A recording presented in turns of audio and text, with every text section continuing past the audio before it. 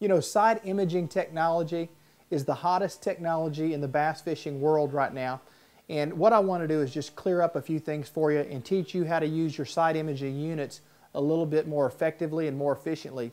First of all, I want you to understand what you're seeing on the screen and where are those objects in relation to where the boat is. Now, first of all, I want you to notice that the screen scrolls from top to bottom. There is a transducer located on the back of my boat that is looking directly sideways, 90 degrees straight out from the boat, simultaneously in both directions. With side imaging, one of the most important aspects is knowing how to understand what you're seeing on the screen, where it is in relation to the boat, and how to interpret that information. I want you to notice in the upper corners of the screen on both sides, you'll see left 150, right 150. That's telling you your range, that this unit right now is looking 150 feet to the left, while at the same time looking 150 feet to the right. So across the screen, we're looking at a total of 300 feet. Now, that's changeable. I can hit the menu button and I can change my range. I could go all the way out to 300 feet on both sides, or bring it in for getting greater detail. I find that I run my range most often in the 125 to 150 foot range both sides. That gives me a good combination of the total amount of territory I can see plus a greater amount of detail, and it's very usable for most bass fishing situations. Now, notice the screen scrolls from top to bottom. The transducer at the back of the boat is sending a signal out at 90 degrees from the boat simultaneously at both times, both sides of the boat. And the top line that's being drawn right up here is what is immediately left and immediately right of that transducer. And it's just shooting a very thin line at a time. All you're getting is just one little thin picture every single time it shoots.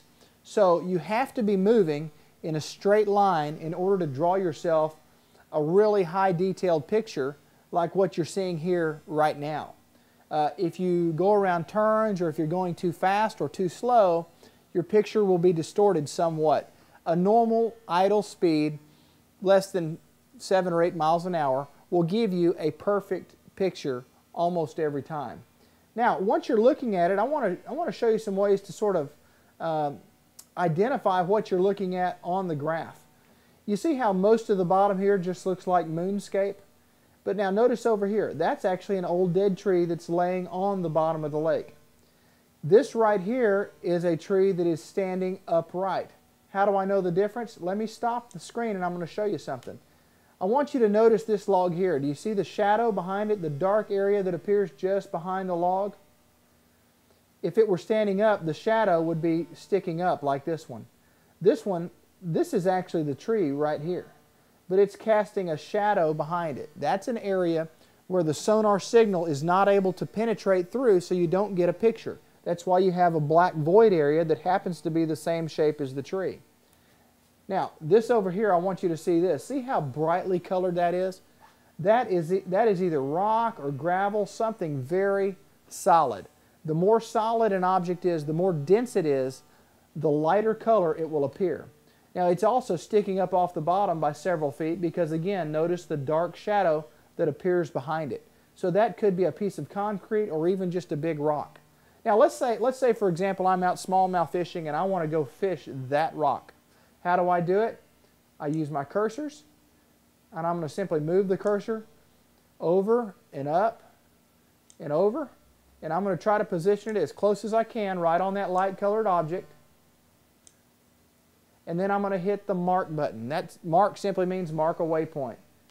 As soon as I do that, I have created a waypoint on my unit, and I can now go to my navigation screen and I can navigate to that exact location and drop a lure on that spot.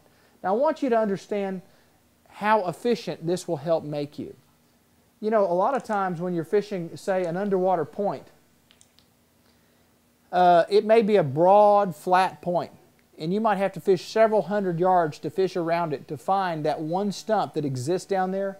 But now with this technology, I can use side imaging, make one pass across the point, And if there is a stump or a rock pile or an isolated clump of weeds, I can see it immediately. I can put a waypoint on it, and very efficiently I can go fish that target. Spend some time with your side imaging. And now let me show you one other thing about side imaging. Look here. I'm going to stop it again. I want you to notice how the bottom color changes right here from very light colored to a little bit darker colored. Your darker colors are a softer bottom. Your lighter colors, again, are a harder bottom. So right in here, you've got an area where the bottom transitions from almost solid rock, or at least good gravel, to maybe sand, and then over here just a soft silt or mud. And these transitions are always going to be good little areas to fish. Now, the center line of your boat is right here in the middle of the screen, and I want you to notice an area here, a funnel-shaped area where we're really not getting any signal at all. We're not seeing the bottom until we get out a good ways. That tells me that the water is getting deeper as the boat moves this direction, because that signal is going down in a cone shape, and it's having to travel further before it makes contact with the bottom. So automatically, just by seeing that, we know that the bottom is getting deeper. So let's just watch it scroll for a minute, and let's pick out a few objects and see if we can tell what they are. Okay, here is a good little piece of rock right here. And it looks like it's got a little brush pile or a tree laying right next to it. I want you to notice these light color specks that are out over the open water where we're not even seeing bottom. A lot of these are actually fish. They could even be large fish. Now remember, we're looking at 300 feet on the screen, so even a 5-pound bass is going to be nothing more than just a speck. Now look, right there is an entire school of fish. Can you see that right above my finger? That's probably a school of bait fish or a small fish of some sort. But again, it does show the fish. But most of the time, when I'm using the side imaging, I'm not using it to spot the fish because I'm looking at such a big area. I'm looking at it to find the exact detail on the bottom of the lake, the things that everybody else can't see with traditional sonar, and I'm going to find those pieces of cover very fast and fish them much more effectively. One of the keys to success as a fisherman nowadays is keeping up with the technology curve.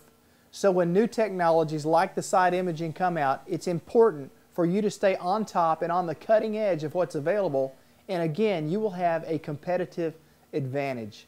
And we here at mybasscoach.com, we're always going to keep you informed of not only the latest technology, but how to actually use it and to make the most of it in your fishing experience.